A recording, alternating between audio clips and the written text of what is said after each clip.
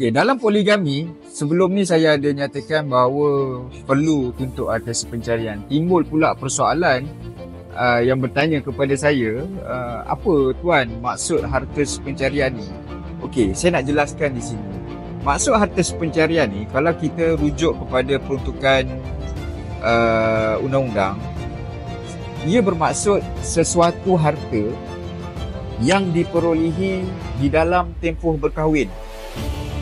Okay, yang di dalam tempoh berkahwin ada beli harta sama ada pemperolehan tersebut dengan usaha bersama.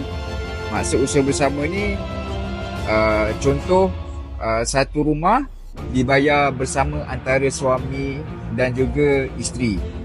Okay. Dan ataupun usaha tunggal. Maksud usaha tunggal ni harta tu dibayar oleh suami saja. Contoh. Okey.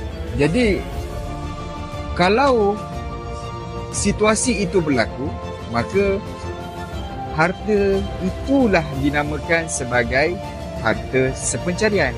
Itu maksud dia.